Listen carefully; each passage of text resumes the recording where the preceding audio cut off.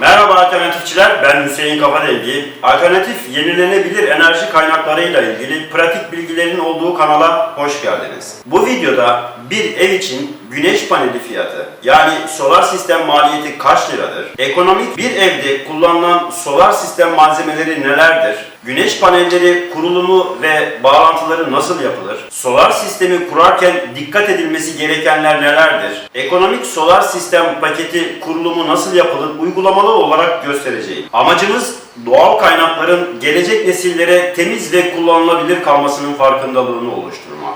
Bu bağlamda ne kadar çok insan alternatif yenilenebilir enerji kaynaklarını kullanırsa dünyamız o kadar az kirlenecek. Bu videoyu beğenip arkadaşlarınız ile paylaşın. Görüş ve önerilerinizi yorumlarda belirtin. Kanala destek olmak için abone olun. Yeni videolardan haberdar olmak için aşağıdaki bildirimleri açmayı unutmayın. Şimdi bir evin enerji bağımsızlığını kazanabilmesi için ekonomik solar paket içerisinde yer alan malzemelere bir göz atalım.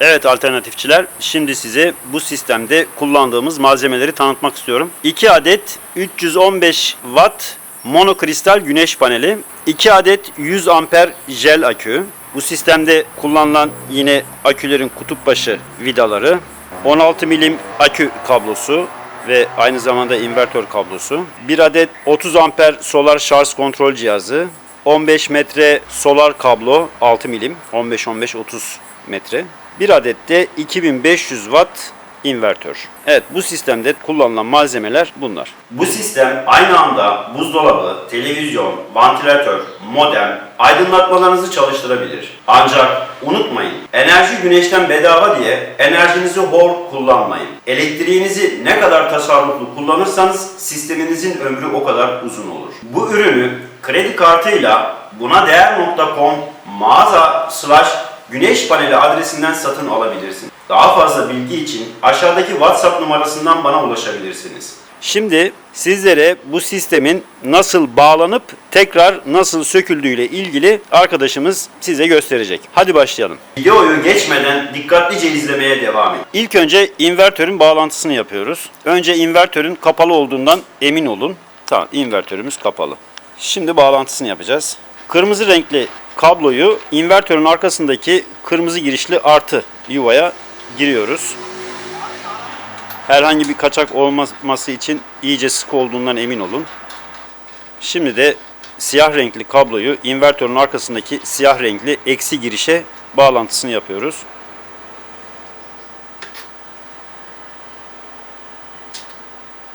İnvertörün arkasındaki kabloların sık olduğundan emin olun. Bir anahtar veya pense yardımıyla iyice sıkabilirsiniz. Çok da fazla zorlamayın. Evet, bu işlem tamam. Şimdi şarj kontrol cihazının kablo bağlantılarını göstereceğiz. Paketin içerisinden çıkan kablolardan, kırmızı renkli kablodan yaklaşık 1 metre kablo kesiyoruz.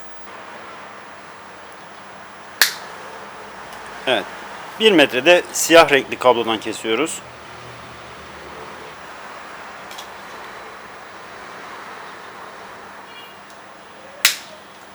Evet, şarj kontrol cihazı için 2 parça kabloyu kestik. Bu kabloların uçlarına aküye bağlantı yapabilmek için papuç monte edeceğiz. Evet. Bir pense yardımıyla eklediğimiz papucu iyice sıkıştırıyoruz. Bu uç aküye gelecek, aküye bağlanacak. Pabucu penseyle sıktıktan sonra bantla da etrafını herhangi bir kaçak veya oksitlenmeye karşı bantla sarıyoruz.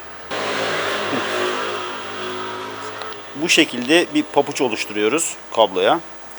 Şimdi de aynı işlemi kırmızı kabloda da yapıyoruz.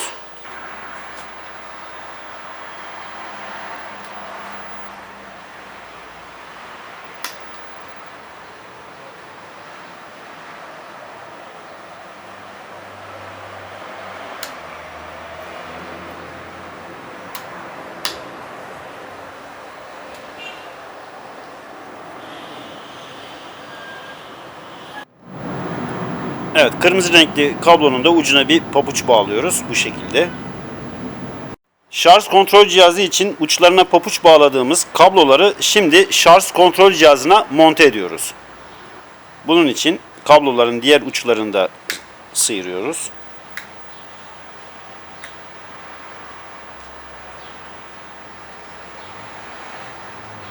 Videoyu geçmeden dikkatlice izlemeye devam edin. Şimdi şarj kontrol cihazı ile akü arası için hazırladığımız kabloyu şarj kontrol cihazına monte ediyoruz. Şarj kontrol cihazının görmüş olduğunuz gibi ortasında akü simgesi bulunan artı kısmına kırmızı kabloyu takıyoruz. Yine şarj kontrol cihazının üzerinde akü simgesi bulunan eksi kısmına da siyah renkli kablonun sıyırdığımız tarafını monte ediyoruz.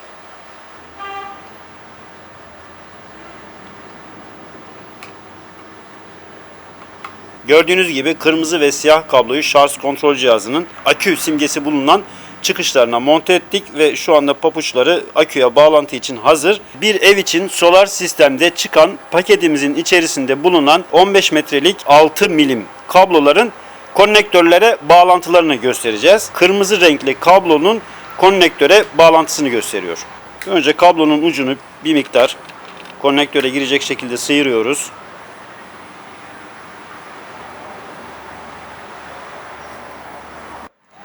Evet, paketten çıkan konnektörlerden dişi olanı kırmızı renkli kabloya monte ediyoruz. Dişi konnektörle erkek konnektörü bir gösterelim kameraya. Evet, bu dişi konnektör. Bir de erkek konnektörü gösterelim. Erkek konnektörde bu şekilde kırmızı renkli kabloyu dişi konnektöre bağlıyoruz. Buna dikkat edilmesi gerekiyor.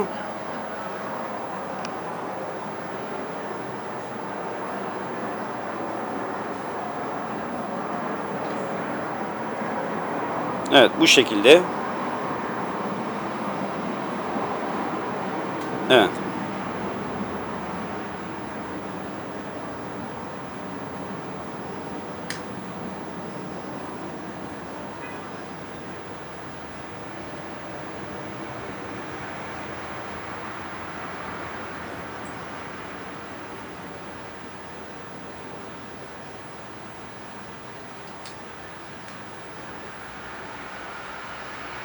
Evet, bu gördüğünüz gibi dişi konnektörü kırmızı renkli kabloya montemizi gerçekleştirdik.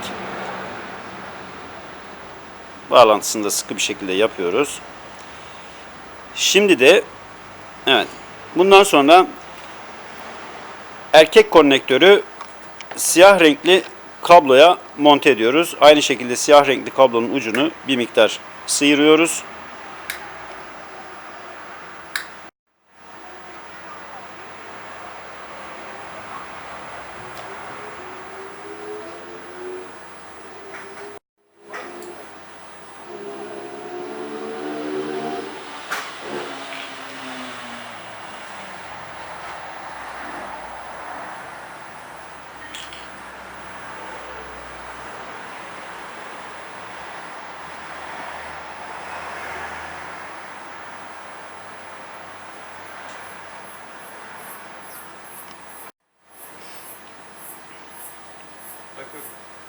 Evet, şu anda evet, erkek konnektörü de siyah renkli kabloya montajını yaptık.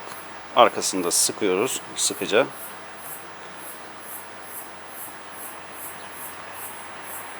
Evet, bu şekilde 15 metrelik solar kabloların panellerle olan bağlantı konnektörlerini de tamamlamış olduk. Şimdi bir ev için solar sistemde paketin içerisinde bulunan kırmızı renkli kablonun ucunu şarj kontrol cihazına bağlamak için soyuyoruz. Bir ucuna konnektör takmıştık. Diğer ucunu da şarj kontrol cihazına monte etmek için bir miktar soyuyoruz. Ve bu kabloyu şarj kontrol cihazının üzerinde güneş paneli simgesi bulunan artı yuvasına kırmızı renkli kabloyu monte ediyoruz.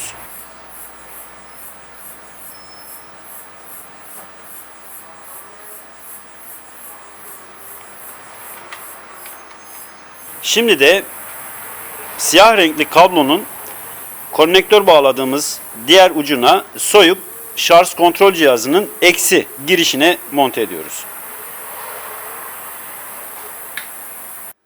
Şimdi akülerimizi 24 volta çıkartabilmek için birinci akünün eksisi ile ikinci akünün artısını birbirine bağlıyoruz.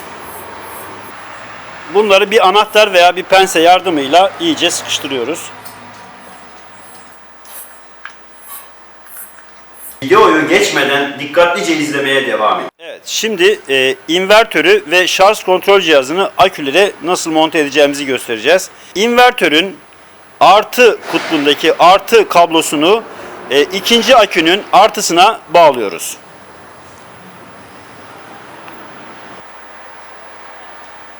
İyice sağlamlaştırmak için bir pense veya bir anahtar yardımıyla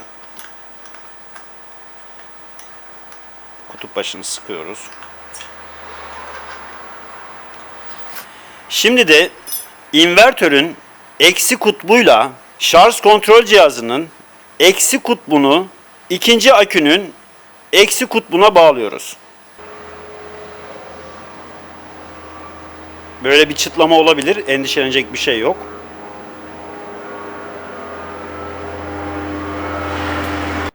Evet, invertörün eksi kutbuyla şarj kontrol cihazından gelen siyah renkli akü simgesi bulunan eksi kutbunu birlikte ikinci akünün eksi kutbuna sıkıca bağlıyoruz. Şimdi şarj kontrol cihazından akü simgesi bulunan yuvadan gelen kırmızı renkli artı kutbu birinci akünün artı kutbuna sıkıca bağlıyoruz.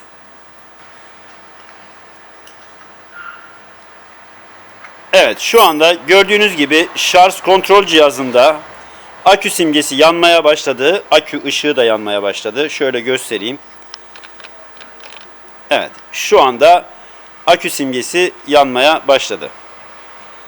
Evet, şimdi de size güneş panellerinin bağlantılarının nasıl olması gerektiğini göstereceğim. Şimdi Ali ustamız panellerin arkasını çeviriyor. O bunu yaparken ben size şunu söylemek istiyorum. Güneş panellerini çatınızda, balkonunuzda veya bahçenizde konumlandırırken güneşi en çok yani maksimum görecek şekilde konumlandırmanızı öneriyorum. Evet, şimdi panellerin bağlantılarının nasıl yapılması gerektiğini göstereceğiz. Birinci panel ile ikinci panelin artı kutuplarını çoklayıcı konnektöre bağlıyoruz.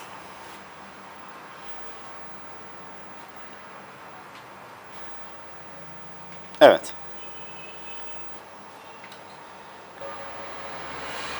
Birinci panelle ikinci panelin artı kutuplarını çoklayıcı konnektöre bağladıktan sonra yine birinci panelin eksisiyle ikinci panelin eksisini paketten çıkan çoklayıcıya bağlıyoruz. Evet. Panelleri birbirine bağladık. Şimdi sıra geldi.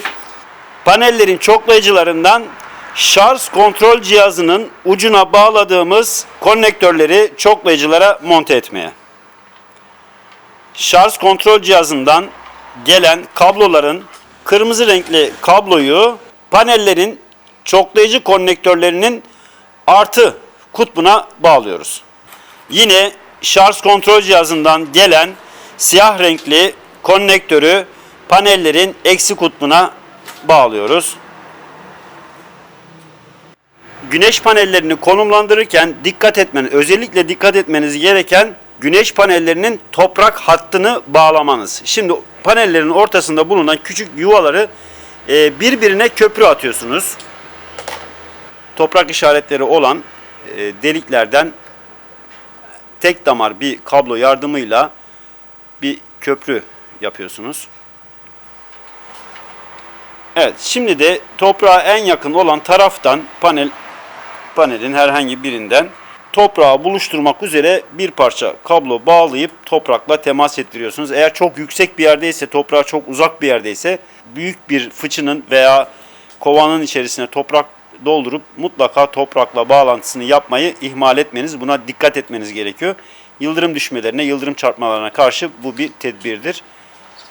Bazı kafa dengi projeler diye dalga geçen arkadaşlarımız da bu tip uygulamalarda toprak bağlantılarını yaptıklarını hiç zannetmiyorum. Onlar da öğrenmiş olsunlar. Artık sistemimiz kullanıma hazır.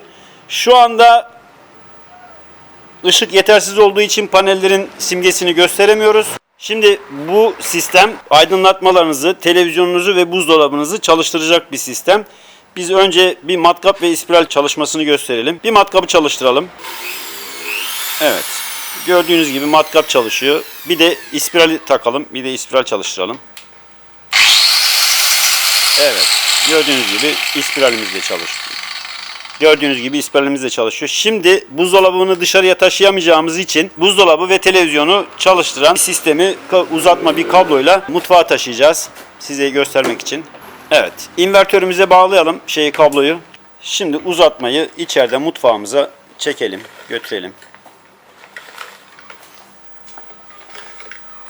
Evet.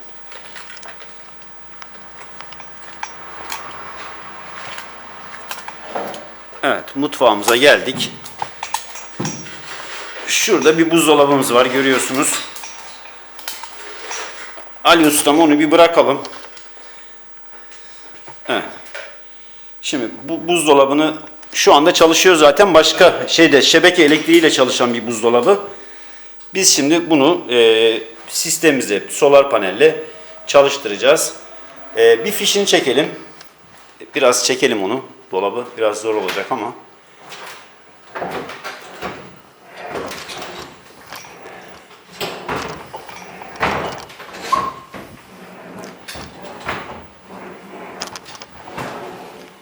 Evet. Fişi orada mı takılı? Evet. Tamam, oradan çekelim fişini. Gördüğünüz gibi hiç videoyu da kesmiyoruz. Şimdi takalım fişini. Bu dışarıdan gelen solar sistemimiz, şu anda dolabımız çalıştı. Bir kapağını açalım bakalım. Gördüğünüz gibi ışığı da yanıyor. Gördüğünüz gibi dolabımızda da pek bir şeyimiz yok, ancak idare edin. Gördüğünüz gibi ışığı da yanıyor. Dolabın altı üstü komple çalışıyor, çalıştırıyor. Aynı anda şimdi bir de televizyonu çalıştıracağız. Evet, şu anda dolabımız çalışırken, bir dolabın çalıştığını gösterelim. Bir daha, evet, dolabımız çalışırken aynı anda televizyonumuzu da çalıştıracağız.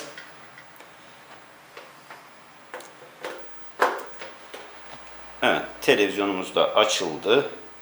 Tabi anten bağlantısı olmadığı için şu anda size bir şey gösteremiyorum. Ancak televizyonumuz da çalışıyor. Bunun şeyi nerede? Şeyler gösteriyor zaten. Yani çalıştığı evet. çok belli. Evet. Şimdi hem televizyon çalışırken, buzdolabı çalışırken bir de şurada bir vantilatörümüz var. Bir de vantilatör çalıştıralım. Evet. Evet, takalım vantilatörü de. Gördüğünüz gibi buzdolabı, televizyon, vantilatör bu sistemle çalışıyor. Aynı zamanda bu sisteme aydınlatmalar, 12 volt ampuller ve modeminizi de dahil edebilirsiniz. Şu anda gördüğünüz gibi televizyonda sinyal yok yazısı var. Vantilatör de çalışıyor. Sıcaklığı iyi iş yaptık. Biraz serinleyelim. Anten kablosu bağlı olmadığı için televizyon ekranında görüntü yok. Onu da takdir edersiniz artık. Evet, şimdi de bu sisteme aydınlatmaları nasıl bağlamanız gerektiğini göstereceğim. Şurada gördüğünüz gibi 12 voltla çalışan ampullerimiz var yerde. Geç saate kaldığımız için ancak bu kadar. Ampullerden gelen artı kutbunu, artı kabloyu akünün herhangi bir akünün artısına, aynı akünün eksi kutbuna bağladığınızda gördüğünüz gibi 12 volt ampuller direkt yanıyor. Burada bir anahtarı da var. İsterseniz bağlantılarını kendiniz yapabilirsiniz. Şurada gördüğünüz gibi 20 watt bir projektör var. Yine projektörün artı kablosunu akünün artısına, eksi kablosunu da akünün eksisine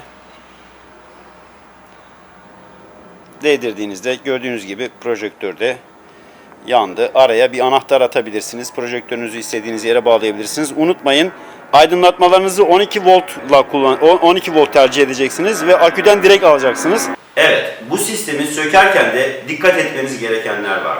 Lütfen videoyu geçmeden dikkatlice izleyin. Diyelim ki sisteminizi söküp başka bir yere taşımak istiyorsunuz. İlk önce güneş panellerini sistemden ayırın. Ardından invertörü ve şarj kontrol cihazını sistemden ayırın. Son olarak akülerin bağlantılarını sökerek sistemden ayırabilirsiniz. Evet alternatifçiler, bir videonun da sonuna geldik. Bundan sonraki videoların içeriğinin ne olmasını istiyorsunuz? Bunu yorumlarda belirtin. Bu videoyu beğenip arkadaşlarınız ile paylaşın. Görüş ve önerilerinizi yorumlarda belirtin. Destek olmak için kanala abone olun. Yeni videolardan haberdar olmak için aşağıdaki bildirimleri açmayı unutmayın. Yeni videolarda görüşmek üzere. Güneşiniz, neşeniz ve enerjiniz bol olsun. Sağlıcakla ve hoşça kalın.